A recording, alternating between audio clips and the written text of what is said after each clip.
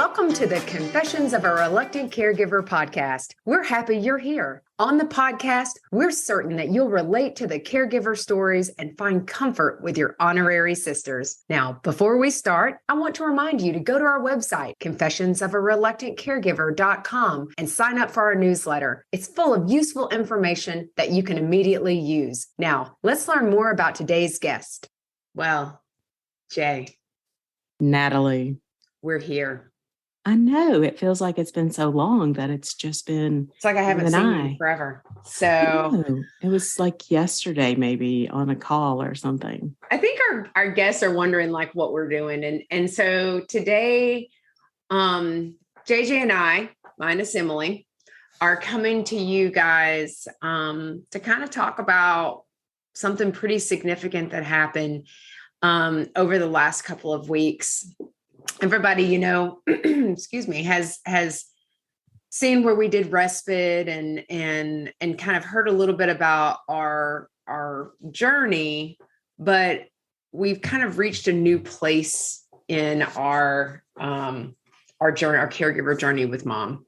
Yeah. And we thought it was important enough to come and provide this update because the whole purpose of the podcast is to educate, relate, inspire, and of course, laugh. And I think we might have some laughter today, but I think this is just kind of it's a sobering kind of event where we realized that we were at a point that we had to make a pretty significant decision. Well, Nat, I mean, it's sobering, but it also it's such a truth, and it's a hard truth for us. But I think that it's like everybody goes through it, and it's, and I will say that everybody, first of all, hold on, but we're missing our third wheel. So we are missing lumpy. The third wheel. We're kind of lumpy. We're like at one of those Harley Davidson trikes. Yes, I know. The two of us. But we'll ask right off the bat, give some grace to Em because it's been an interesting month since we first started our respite. So get ready.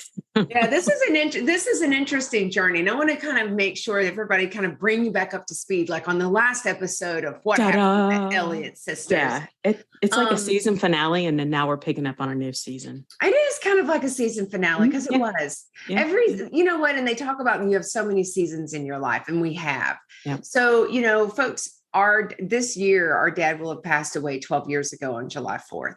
Yeah. And and we didn't even recognize we become full-time caregivers to our mom. And we've been kind of, and not full-time caregivers, like live with her one-on-one, but there was like, we're daughters, and I would have never seen myself as a caregiver. Right. And it also, I never saw myself as a caregiver because I lived in Virginia and mom lived in Tennessee. And she was still independent, and she was doing her own thing, and she was definitely independent. Yeah. I mean, Emily checked in on her, but that was, about it. Emily was there. And so she checked on all the kids, would stay with her, normal stuff. But this is what happened with Mima. Like when our grandfather died, I went over and stayed with Mima so that she wouldn't have to be by herself. Little did I know I was really honestly providing a type of caregiving to my grandmother as a teenager. I was in high school, and I love staying with my grandmother. She was great. But with over the years, so mom was able to live independently from 2011 to 2019. And when I say independently, she had people who would stay with her overnight. As the years progressed, she had to have more support, and she was more, I think it was a little bit, she was scared, and not scared, like scared of the dark, like scared, like what if something happened? What if she fell? Her symptoms with the Parkinson's were becoming so much more advanced. They were moving along. Right. So I think she felt a little insecure about that. Yeah. She had the house lined with those Christmas tree lights. Remember that? And then we had some home healthcare that would come in, every couple times a week, and they would help her with like some personal things, but people would help do laundry, things like that. Church folks. Yeah. Church folks, things like that. And, just household duties, and, people would cook and things, but it was nothing significant. No. And then, and then 2019 happened, like the summer, like it was the summer of mom. And that was, if you think back to what JJ, when you talked about on the first episode, you talked about when mom had a medical crisis, and then we had to go down, and she went to Shands down in Florida. And we ultimately ended up, but we realized at that point, that was like the first big time that we realized we had to make a change. Right. And so she couldn't live independently any longer because really she wasn't able to care for herself as well as she should. And I know that when we went into her home, she was in an apartment, it was a lot. She was not able to maintain really kind of activities of daily living. That's what they call it when they talk about, okay, how are your activities of daily living and cleaning and that sort of thing. And she wasn't really able to do that well. Not on her own. No. And not on her own. She had to have support, but it gotten to the point where it was too much. So we put her in, that sounds bad. Like we put her in a kennel. No. Yeah. We put her, we helped, we kind of led that. We talked to her about it. Now, I think this is important. We talked to her about it. So she was a part of choice and voice. Yeah. Although there wasn't much choice because there was some kicking. Well, there was some kicking and screaming. Like I should about going to assisted living. Yeah, I should be able to go back to my apartment. But that crisis was because there wasn't anyone there to help her manage her meds. Nat. That's true. You recall that. The meds are like the key thing. Yeah, the whole time. Because of Parkinson, she was having to have those medications like every 2 hours. But the problem was we had so many physicians. She had that neurologist that was helping fantastic. But then we had like a local doctor that would help with like a UTI or something like that. So no one was talking and everyone was prescribing. And she was trying to take her medicines, but she also has Parkinson's. And so she's a little forgetful. She's a little afraid that she might forget. And so she's taken a little early. And that's kind of what got that crisis started was we were taking too much. The medicine wasn't working together. It was I call it a cocktail that just got out of control. Her cocktail got way out of control. We've all had a bad cocktail. Yeah, that's true. Right occasionally. So I'm going to tell you. So mom, we decided to move forward with a placement or her going into live at Brookdale in North Carolina. And that was with me. That was with you. And that was a hot mess. Because I think she really, it sounded like a good idea. Like we had such good intentions. So this is a thing that everybody has to remember. You go into this with good intentions. Like in our mind, it's like, okay, Emily and I looked at where mom could be in Virginia, because that way she could have been close to us because Emily was living in Virginia at the same time. And so we looked at that. That was the first time we really learned about it. But then we were like, oh, well, she likes JJ better. She's the favorite. Okay. And so I won. JJ won. And so JJ didn't realize it was the booby prize. And so, and then that's when she called way too many times, text way too many times, and it really impacted your relationship. But the funny thing is, we talked about how it impacted you, but if you think about how it impacted mom, it was very different. It wasn't that the facility, Brookdale was really nice. Hey, shout out to Brookdale. It was really nice, but the meds were a problem. But mom, it was not where she was. And the only natural support that she had was JJ. It was me. It was you. And it was, and they were down and visit periodically, but that wasn't very exciting. But there were funny things that she needed that she was used to and she was independent that she called me for, it was like a Coke. Oh my God, her Coke addiction, people. And it's not snort. It's talking about she loves Coca-Cola. If you would like to sponsor our mom's placement, she would drink a Coke every day. She would call me and be like, I need some Cheetos. I was like, Mom, I can't bring Cheetos She likes candy too. Hershey bars. Like, I need some Jolly Ranchers. I think she bribed the staff with candy, and she was like a candy pusher. I'm like, Mom, there's no way that you went through that many Hershey bars. Mom, I was like the Hershey bar, like police. I was like, how can you go through like a 10-pound bag? Like, what CVS and Walgreens was like right around the corner. Thank God. I finally started sending them by Amazon and it just got out of control. But, I think that one of the issues that Brookdale was that medication. It again came back to medication. Medication was always the issue. Yeah, there's never enough staff, and that's hard with assisted living. I think that's hard with any facility. Well, at the end, it's not enough staff, or really it's just getting used to, because the ratios are the ratios. The state sets the ratio, whether it's North Carolina or Tennessee or Virginia or wherever. I think you can say if there was a lower staff ratio. So when we talk about staff ratio, we're talking about 1 to 30 residents or 1 to 15 residents. It's one staff member for every number, but this is preset by the state. And then of course the facility is private and they could choose to do more or less, which typically it's not more. Yeah. So, I mean, it was one overnight. It was like one CNA to how many people?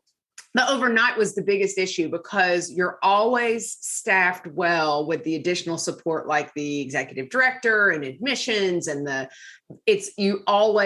hardest time in any congregate setting, whether you're working with children, adolescents, or adults, is overnight, because nobody wants to work overnight. Overnight staff are hard to find. Hi. Pick me. I'm a winner. I know that from children and adolescents, and they are hard to find.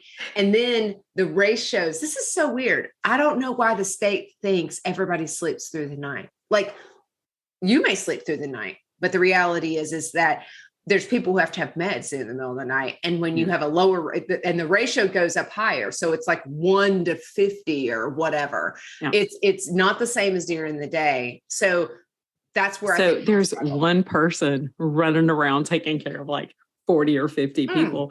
And mom just, I don't know, she was just always, she was calling. And, but I mean, at the end, Brookdale did their best. And when we look back on it at the time, I was so frustrated because mom was calling, the director of nursing was calling saying, your mom's really upset because she can't get her medicine at 10 o'clock on the dot in the Mom morning. wanted her meds on the dot. Yeah. But why would she want that? Because her body was craving the medicine, which is dopamine. And Parkinson's patients, the way that you treat the tremors and the side effects of Parkinson's is with dopamine, which is we all have dopamine in our body, but mom needs more dopamine to be able to help her. And that's what carbidopa-levodopa. Is that how you say that? Carbidopa-levodopa. Carbidopa-levodopa. We could actually sing a song like that. Anyway, we digress. So we moved back to Meadowview because we moved Meadowview's in Tennessee. That, and honestly, I mean, do you know what the common denominator was with that one? Like what she loved? Her sisters and her family and our church members. She went back to Tennessee where we're from, and she loved it. Yeah. And then what happened?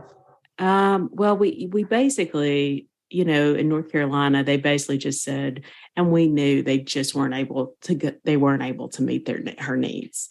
So we went to Meadowview. That was like January 20. So we lasted the other point. And then what happened? So January of 20, that means we lasted at the other facility about 5 months.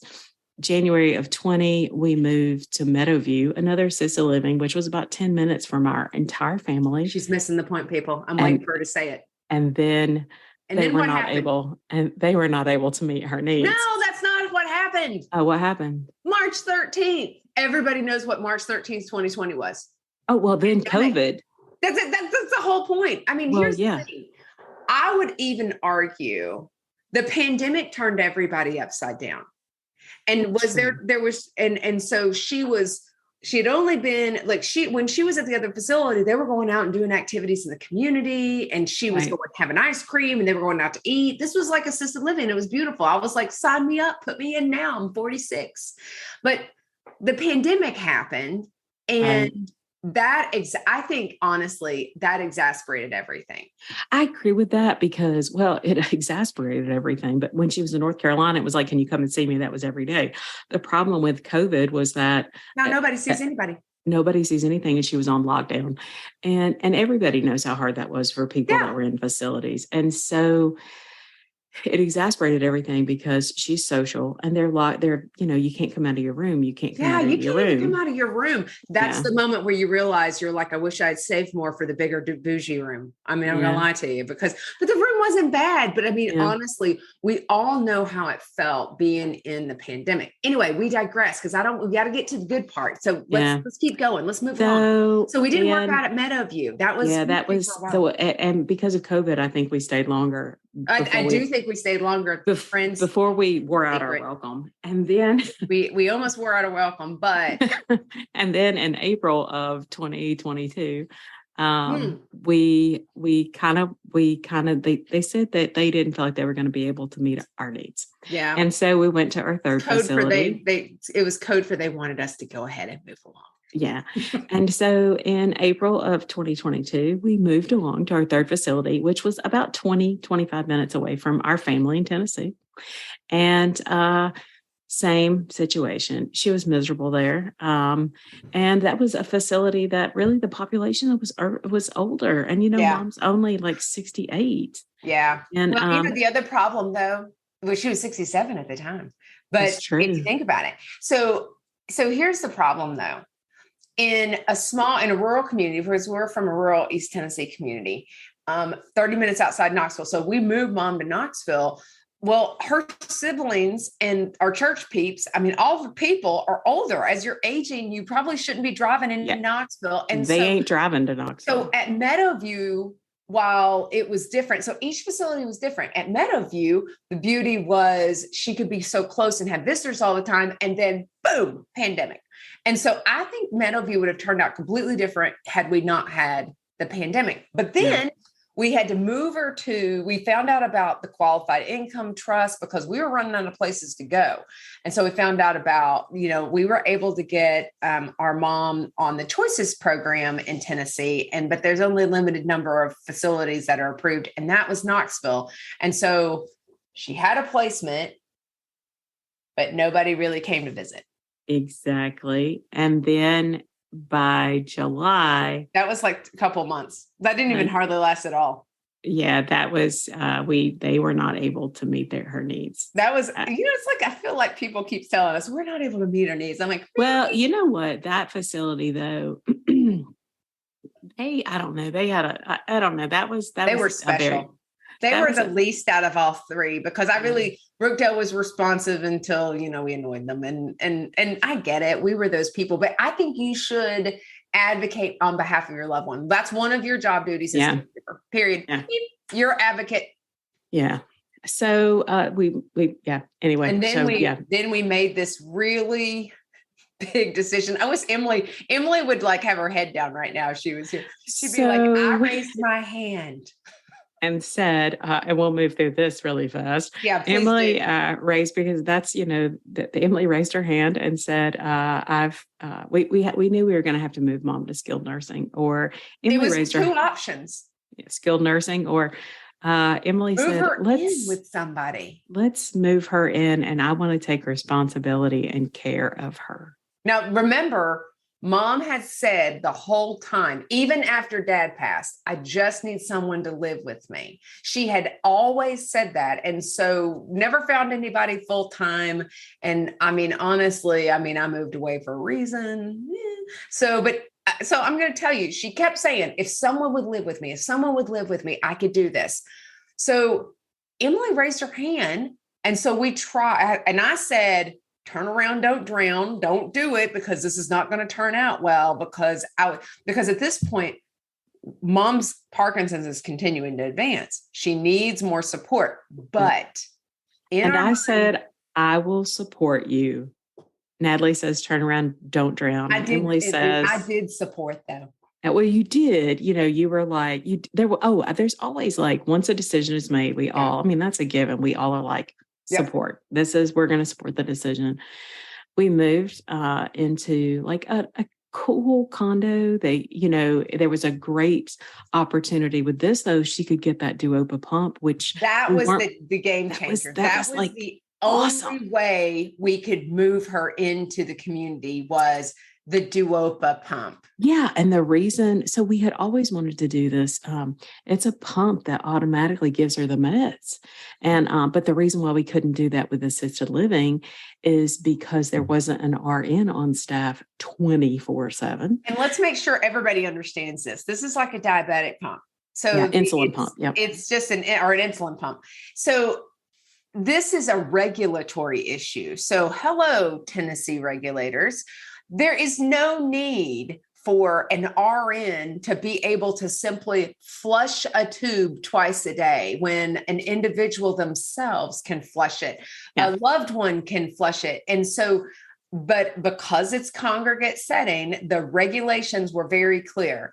You have it with skilled nursing, and skilled nursing has RNs the 24/7, or you have it in the home, but assisted living. And so I always wondered what would happen had mom been able to have had the duopa pump in the assisted living, but that would have meant we would have had to pay someone to come in twice a day, 7 days a week. And financially wasn't an option. So, and the main thing was it was in theory supposed to like increase her independence, and there wasn't the medication issue, and because her meds were stable, her body would be stable. Yeah. And so we thought this was the blessing. Okay. We had prayed about it, and we had talked to God, and Emily had talked to God a lot about it. And so I think that was the big thing. We really thought it was going to go well. And Emily talked about this. They moved in together. We're all excited. We had nothing. So it took a village to get furniture and all the pots and pans, because we'd gotten rid of everything. We had gotten rid of everything. I'm telling you, people, if you could have seen us cleaning out our mom's apartment in 2019, nothing was sacred. That is the moment you realize. And that was the first time. And I had a reminder of last weekend or 2 weekends ago of nothing is sacred. Nothing. Like all the things that you collect, at some point, they just get thrown away. And the awards and the things that you collect over time, the photos and things like that. It feels like you can pass them on, Nat. I mean, if you've got someone to pass them on to, you can pass them on, but who's going to take my awards? Like, oh, look, you did great. You were a speaker award. No, I'm throwing it away. Or our pictures. I'm not moving that.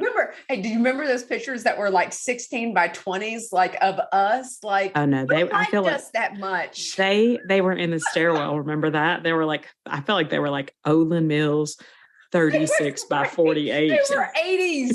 They were 80s with that poof in the front and some wings with Aquanet. They were fantastic. And I trashed them. JT's like, oh, should we keep them? I'm like, throw them away. Well, the problem is, who is going to hang that in their house? Nobody. I mean, Dexter would have said, them in my house. Dexter would have been ridiculous. Like, I don't want to look at you and your sisters when you were 10 the rest of my life. So absolutely not. So, I mean, we did that. I think, but there's so much that you'll hear on the other podcast that where what happened, the challenges of Emily taking it on. That's when we really, we kicked off the podcast January 24th. We started with the concept of confessions in September, October. It really was birthed in September. And then we included mom, Parkinson's. The challenge, it became overwhelming. I don't think we ever realized we never 24/7 knew it was bad. It's true. That's the word. And it wasn't like, it's hard to describe it really. Because when we say we didn't realize it would be this bad, we didn't know what we didn't know. And that's the thing that we would tell you, that you don't know what you don't know. Mm-hmm. And while we want you to listen to every story so that you're kind of mentally, emotionally, physically, like you're prepared. And how do you prepare better? Each individual journey is so different. And I've talked to so many people, and they say, your caregiving of a loved one is like such an honorable thing. And it is. But what I think you don't hear is it's so hard. There's, it's personal care. It's fighting with mom because she doesn't understand. It's that role reversal. Okay, for Emily, who's in charge? Who says you have to eat, or you need to stay out of the kitchen because you're going to start a fire? Yeah. Mom, you have to get on the bus to the day center. Mom, you can't talk to me like that, when she's upset and she's agitated. And then there's the funny, Mom, I'm going to have to call JJ or Oh my Natalie God. The times that you and I were called with Mom to and Emily mediate. to mediate. And I'm thinking, I have never thought that this would happen. Like you never think, and it's not funny. It's like, it's It was funny. exasperated. It is funny. Like, I can't believe this is happening. Yeah, that's where it got to. Like, I cannot believe that I'm having to tell Mom this. I can't believe that we're having to go over. I Yeah. can't believe we're having to take the knobs off the stove. I can't believe we had to take the knobs off the stove either. But Like, it's that you was, can't and drink here's the 40 deal. Cokes. Remember? Hey, you know what? Here's the thing. UTIs are a terrible thing for individuals who are aging. For your loved one, 65 and older, a UTI can put you in the emergency room, and it is dastardly. And I swear to God, if Mom, again, she got an addiction to Coke. I don't know what Coke is putting down there in their formula in Atlanta, because it is still top secret. But I'm going to tell you, she would only drink Cokes, and Emily would say, these are the things you don't expect.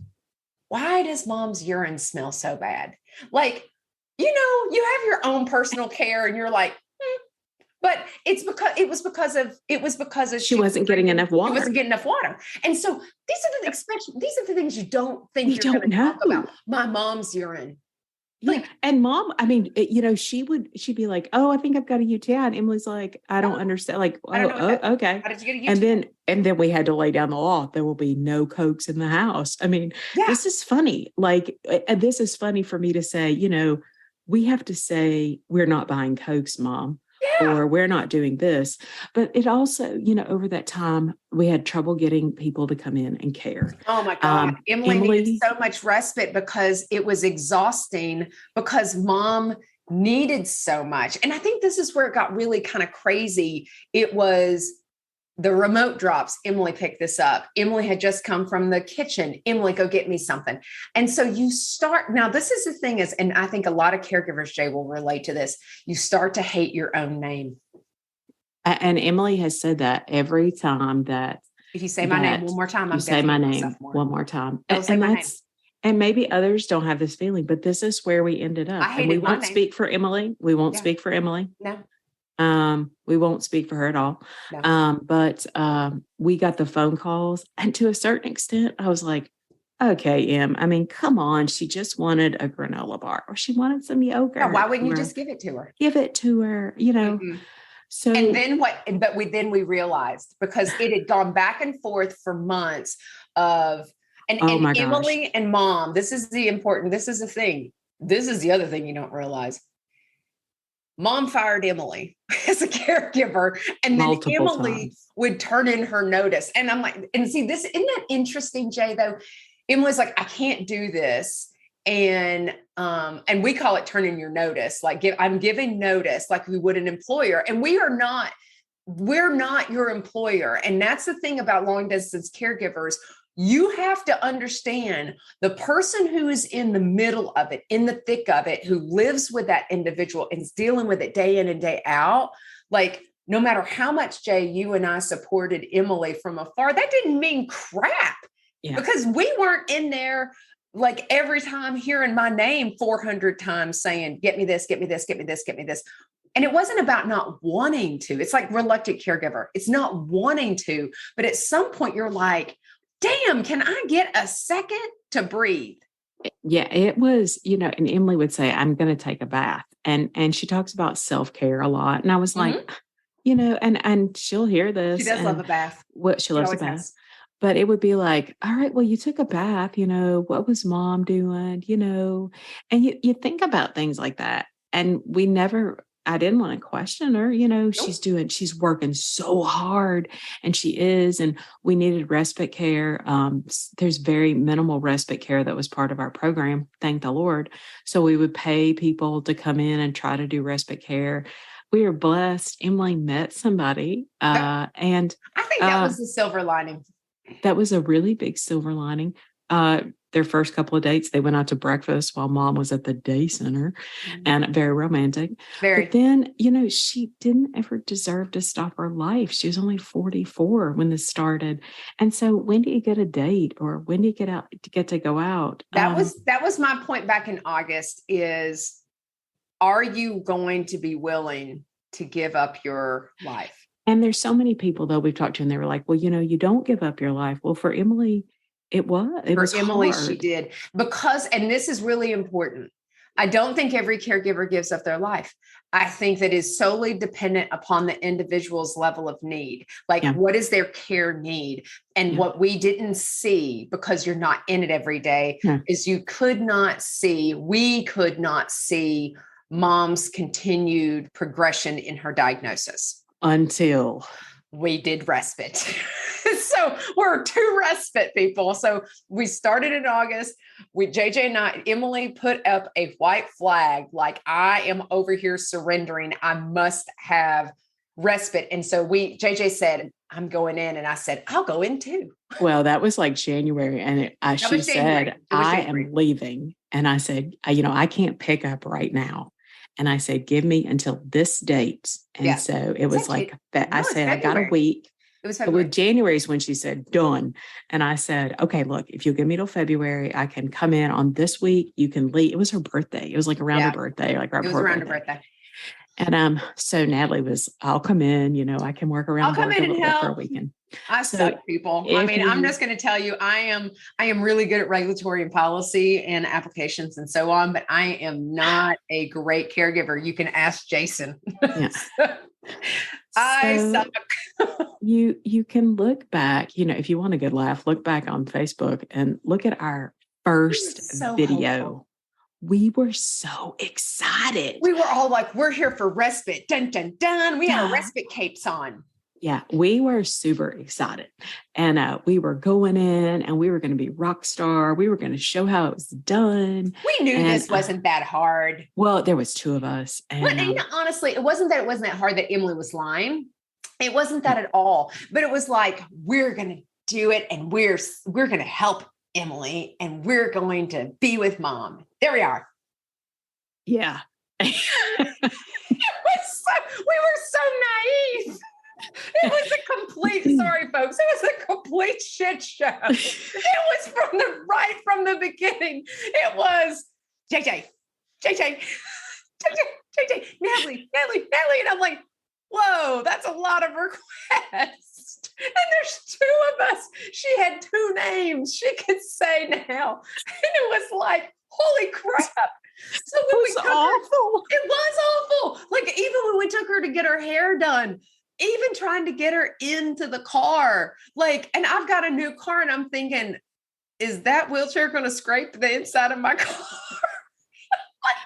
Holy crap. Just like it was so much. The funny thing for me was, like, Emilie is amazing. Emilie is amazing. If anyone hears us say this, Emilie is a freaking rock star. I don't know how she ever got out of the house, because for mom, her need is, okay, we have to get a wheelchair or some sort of device to help her walk, depending on how she's doing.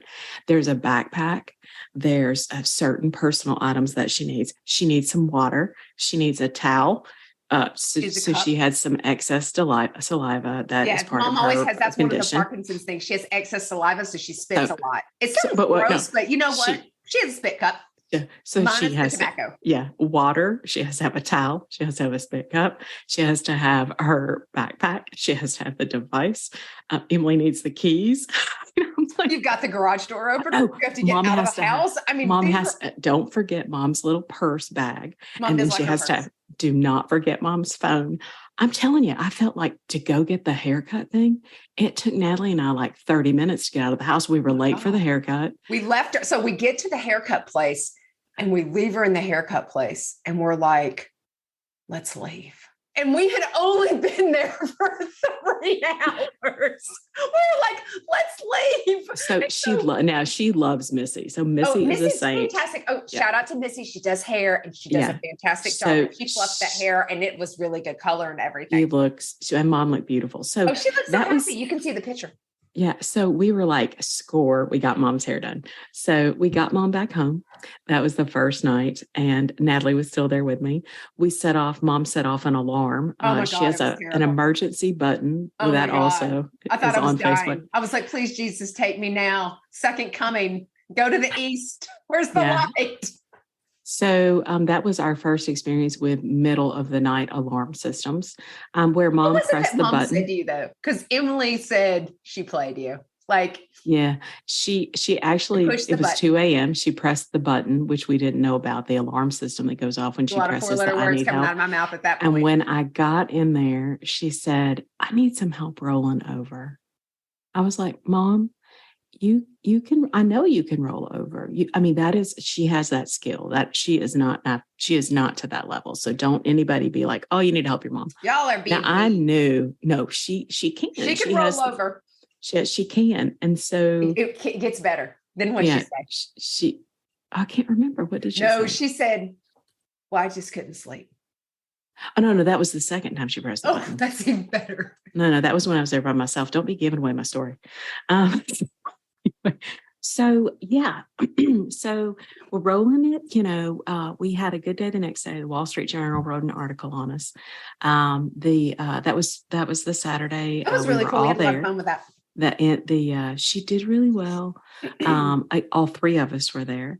Emily was back, and so she took Emily's name back over, and we kind of deferred. Did you notice how she quickly transitioned back to Emily? Yeah. Emily, I need yogurt. Emily, I need water. Emily, can you help me? Emily, can you do this? Emily.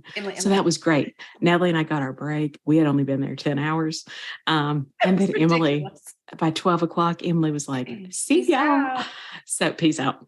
And so you left on Sunday. No, I left on Saturday. So Jason had thrown his back. And so I had to go back home, and I was like, and I was ready to go home. I'm not going to lie to you. Here's reluctant caregiver. Here, I've got a confession. I was like, I don't want to be here. Yeah. And I think that's important. I'm like, I didn't want to be here. I wasn't good at it. I didn't have the patience for it.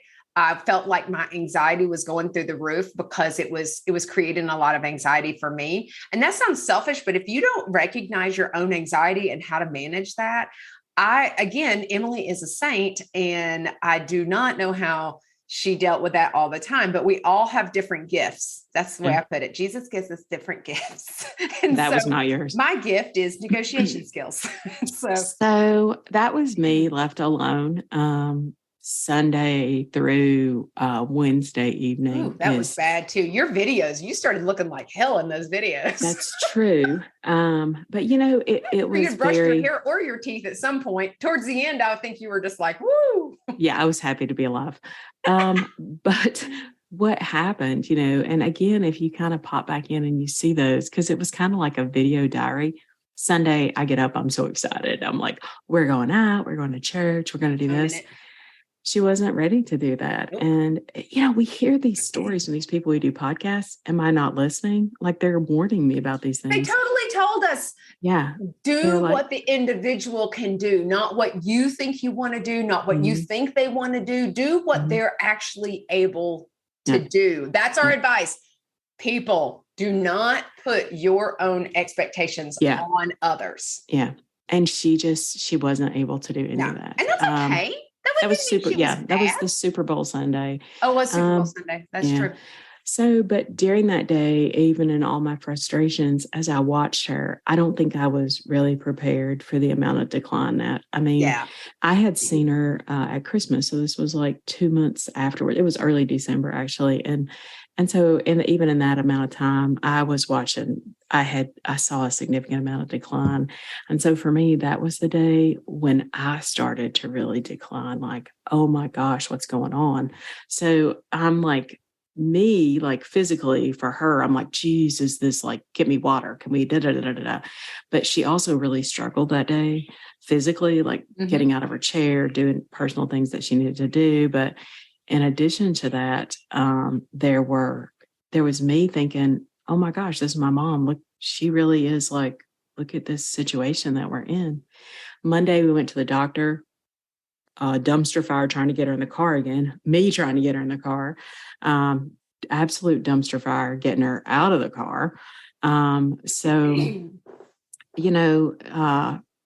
guess it was Tuesday trying to miss the bus. That was awful. Okay, so this is interesting because we're gonna keep going because I want to make sure miss the bus of our time. But we had so this is interesting. We had a podcast. We had a meeting scheduled. Yeah. We had a podcast and a meeting scheduled. Mm-hmm. While I was gone. 2 days while you were gone, because we thought no big deal. She'll go to daycare and we'll do it all. The day center. And this is just what we do. And it'll be fine. And guess what? She missed the bus. Oh, yeah. And that was Tuesday. By Tuesday, Natalie, I mean, and you know this. And it was February 14th. It was Valentine's Day. By that time, on that day, and that was like 3 days in that, that by that day, when we had that podcast guest, and I found that people came back like 2 times, Grace, I don't know.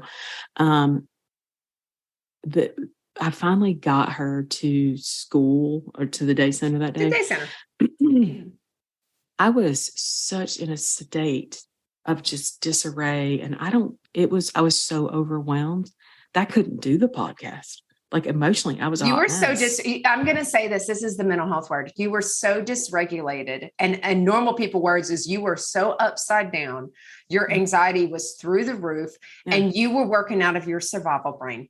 Like you were in your reptilian, you were over there being a lizard, because I'm going to tell you, and there were times, if you think back to it, that we would have conversations with Emilie, and it was really like, she was just in survival mode. She wasn't even in the limbic. She was just like fight, flight, or freeze. Like, I just need to make it through and not feel like I'm going to die. Yeah.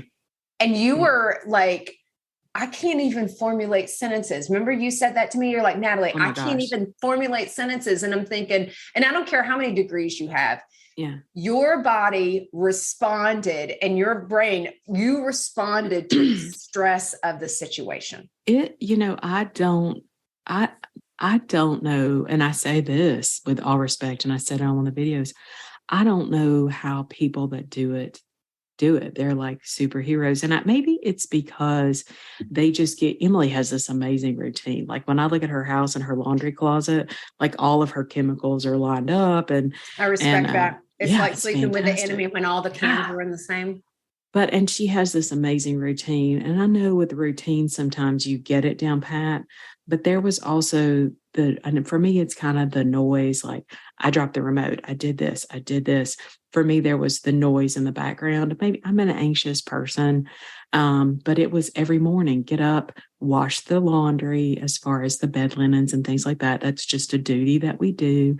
She needs help getting dressed. We have to, help with things in the bathroom. A shower for her was like, oh my God, I have to give mom a shower today. Emilie's like, well, yes, it's the day to give mom a shower. And I'm like, have you lost your mind? I can't even take a shower for myself. And it was just overwhelming. So let me ask you. Yeah.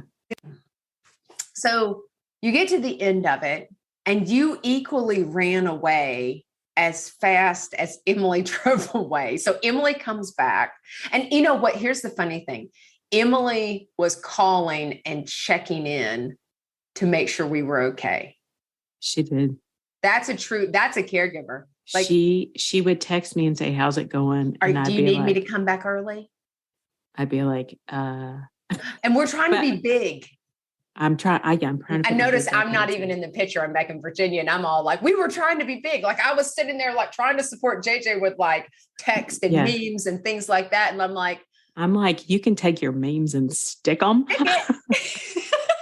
Okay. So here's the thing though. The other thing that we wanted to do with respite that was really important was really to see where mom's level of abilities were. And it was at that point that we realized it was time that we had to make the decision for skilled nursing. Yeah. Hey, ladies, I need to interrupt for just a second to share about the Sisterhood membership. It's basically a sale every day. And the best part, it's free. Here's the details.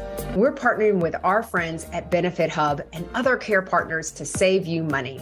With over 200,000 participating companies across the US and abroad, you'll find discounts at your favorite local stores, huge savings on vacations, amazing deals on home, auto, and supplemental insurances, and everything in between. Go to confessionsofareluctantcaregiver.com to sign up, and then definitely tell your friends about it. They can join too. Trust me, there's a discount for everyone. And don't forget, it's free. Okay, back to confessing. We decided that we were going to have to move forward with skilled nursing because mom was not, honestly, helping. Well, she needed more.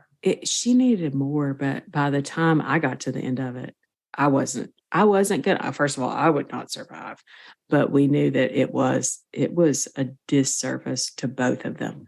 Yeah. Mom wasn't getting the best of Emilie. Emily's such an amazing person and her heart was in it in the beginning, but she was so frazzled. She was just exhausted. The assistance that we could get from anyone else, respite or any type of care, wasn't there. But I mean, it's not affordable. Like, unless you, at least for us, like, unless you're like I win the sweepstakes, I can't pay that. We can't afford that hourly help. Yeah. So 24/7 is not possible. But Emilie wasn't getting the best. She wasn't giving mom the best because she wasn't her best. She was exhausted. But mom was, I feel like the situation, and because it was Emilie, she was still in that mother role of, I will tell you what to do and you will do it. Well, that's not really fair. And I hear a lot of people say there's the role reversal sometimes does not occur. And so mom was still the mom. And it was not. Well, she was still mom, but there were times that she would also very much revert to childlike when she would get involved with the both of us. So I think it's really important. So both of them, I've told several people, like, I would actually do an adult protective services complaint, and I don't know which one I would do it on, because sometimes I'd be like, Emily's an APS complaint, mom's an APS complaint. All they're doing is not healthy. And so I think you have to come, like, being 10,000 feet in the air, like I'm a 10,000 foot in the air, you have to be able to say, this is no longer healthy. I'm not going to allow this to continue. And that's where I really was the one who said, Jay, we're going to stop. And Emily's not going to stop, because Emilie would have kept in it.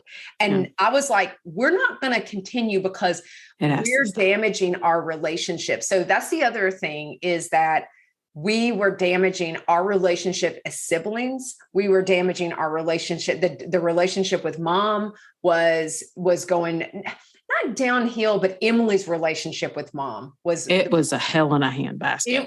It was so bad. And so that was what I was concerned about. And this is not an I told you so, but that was what I was concerned about before we moved in August, about, like, I don't think you should put your life on hold. I'm worried about her need is more than we realize. And, but hey, I'm going to support you, because JJ and Emilie felt like we really need to try this before we went to skilled nursing. We've talked to, and we're open about this as well. Oh gosh, help me. I can't remember now, but we describe it like 25,000 pyramid. Describe it. Finding a foothold, our podcast guest, when we talk about Louisiana, there's history. Oh. So there was a lot of history that carried over into the relationship. And that's also something that we don't talk about enough. You're talking about Consuela. Consuela. I was like, I knew it. I said Louisiana, and I was waiting for you to Louisiana. It was Consuela. Everybody knows Consuela's episode. If you haven't listened to that, and her and her mother Pinky, holy crap, that's us. Yeah. So the other part of it is that it's not just how hard the work is, but you carry history as well. And it's our past experiences, and that's how we pull what our responses are going to be. I'm going to tell you right now, it's brain science, people. I'm going to bring it in. You pull from Bruce Perry, who is my professional boyfriend. He doesn't know it, and I stalk him on LinkedIn. This is what happens. you pull from your past experiences. It's like a catalog in your brain. And that's how we respond, is based on our past experiences. Yeah. And I'm going to tell you right now, it is so easy to be triggered, even as an adult, from past experiences and from things that happened in your past. You need to really be aware of your past and what you're truly able to do, because not everyone, I am one of them, is not meant to be a caregiver. It's okay if you're not a direct caregiver. I'm going to tell you, if you do, because honestly, you'll be an APS complaint on each other. Well, and the thing is, I mean, and it's something as simple as, can you get the remote? Or I'd like some yogurt. And you're like, I swear to goodness gracious, I'm going to kill you. I'm going to shove that yogurt on top of your head. Yeah. I mean, it's something like that. And there's so many little things. You know what it was? The moaning. Emilie talked about the moaning. Well, and that is an aspect of, is a component. It's Parkinson's. So here's the thing. This is the part where you feel like such an, just a complete asshole. Okay. So, because everybody knows this is Natalie talking when I start cursing a little bit, but you feel like a complete jerk because mom is moaning, and she is not moaning to torture you. It is a part of her Parkinson's disorder. And she's it is like when you think about being in pain, but it is like, oh my God. Like, and it's part of the symptom. I guess it's part of the disease. Yeah. And so it is something for Emilie and for our, we have a lot of anxiety. We have noise issues, all three of us do. So it's something that, and I think at the end, Emilie was like, is she doing this on purpose? I'm going to shoot myself if she doesn't stop. And you're like, she can't stop, because she can't stop moaning. So, and that's just at certain times, that was what she did to, I won't say self-soothe, but that was just self-soothe though, to be honest with you. But that's just something that's just a way that she expressed what was going on with her body. And, but I always think about that you have to kind of think about your past, which is when we made the decision to move her. That's where it really hit me the hardest was I think about my past. I think about what I feel like my responsibilities are for mom. And I carried that, and I still carry it. But, after dad passed as the oldest, and we've talked before about the responsibilities of the oldest, it was my responsibility to find her place. It was my responsibility to get her the best place. I probably should have brought her with me. Dexter would have probably divorced me. There's so much guilt involved in it. There's also grief involved in it. Like, this is the last step. Like, this was our end. This is our end game. And you don't want to say game, but skilled nursing. No, yeah, it's the last. This is it. But think about what they said. When you go to skilled nursing, that's where people go to die. Yeah. And that is the end. So here's the thing. Speaking of the end, I'm going to stop us right here, because we're going to do a part 2, because we wanted to kind of bring everybody up to know where we've been and kind of like, okay, here's the update. And so this is going to be a 2-parter. Because at this point, our mom is now, we have made the decision, and JJ talked to mom about, Mom, it's time for us to go to skilled nursing. I don't think she believed us. And I'm not even sure Emilie thought we were really going to do it, but we made the decision. We had to take the decision. Mom was a part of voice and choice, but it was no longer healthy for so many reasons. And we said, okay, we're going to do it. So I'm going to stop here, Jay. Oh, yeah. Yeah, because people need to understand. Then we thought it was going to be easy. We thought the other stuff was hard. But then little spoiler alert, we thought that we would just say skilled nursing and they'd let us in. Heck no. We had to claw every way. I mean, up until the time she was admitted, but I don't want to give it away anymore. Okay. So we're going to stop here. And I want to thank everybody for listening and tune in. Like, we're going to drop both episodes back to back. So this is the time. Go take a pee break real quick. Yeah, get something to drink. I mean, honestly, Jay, they're listening in their earphones. I mean, you can pee and listen at the same time. Doesn't even matter. That's true. Make sure make sure your microphone's not on. Yeah, I know, right? Yeah. So, we'll be right back. Okay. Yes. Guys, thanks so much. Bye. Well, friends, that's a wrap on this week's confession. Again, thank you so much for listening. But before you go, please take a moment to leave us a review. and tell your friends about the Confessions podcast. Don't forget to visit our website to sign up for our newsletter. You'll also find the video recording of all of our episodes on the Confessions website and our YouTube channel. Don't worry, all the details are included in the show notes below. We'll see you next Tuesday when we come together to confess again. Till then, take care of you.